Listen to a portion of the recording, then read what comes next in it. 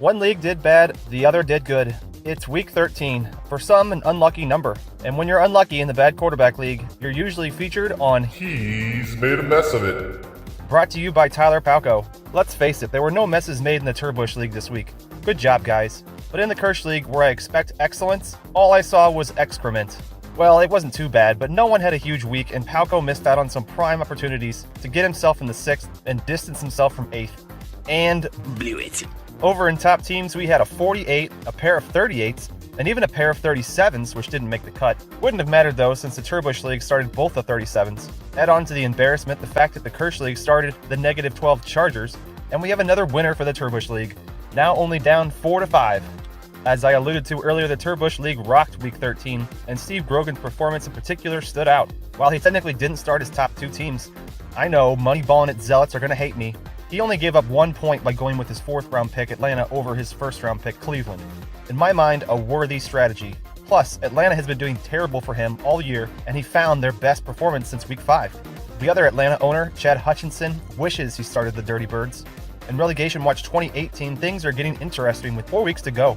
No one wants a blowout, over-and-done Relegation Watch story, do they? It was about this time last season when Cleo Lemon made a surprising push, and looky here, folks, Moxon is only 75 points back. Let's put it this way, if you remove Ryan Leaf's 100 points for QB arrests, since week 1, he's only scored 72 BQBL points. Over 12 weeks, that's only 6 points a week.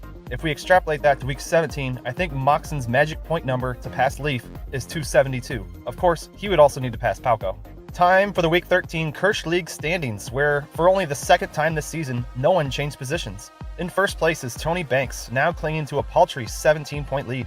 In second is Jay Cutler Cavallari, who lucked out on his indie pick.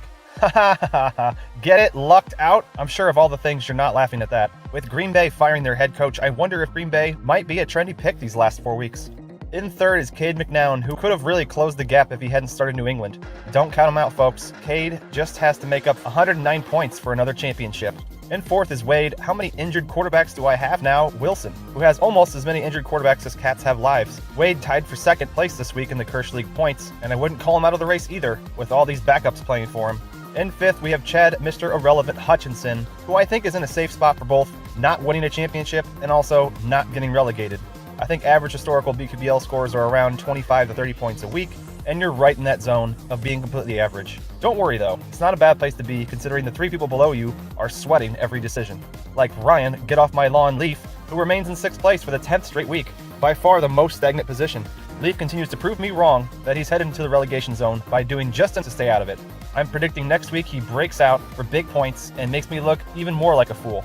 Tyler, I should be in 4th, Palco, now has to worry about the possibility of being passed by Moxon, even if he passes Ryan Leaf. It's too close for comfort for the bottom 3 of you. I think Moxon has to bench Jacksonville 2 more times in 4 weeks, but if he can find 40 or 50 point weeks there could be trouble.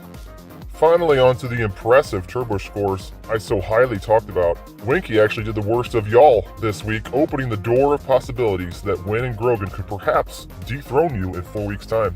Whedon kept pace, but just like Chad Hutchinson, I don't think he's going anywhere this season. Prove me wrong. What we really need to talk about is what the bottom 3 did this week after highlighting their competitive battle last week. They all did so well that now Tim Tebow time is thrown into the race, as only 41 points separates 5th from 8th. There should be a penalty carried over to next season if you get last place in the Turbush League, because you guys are playing like they're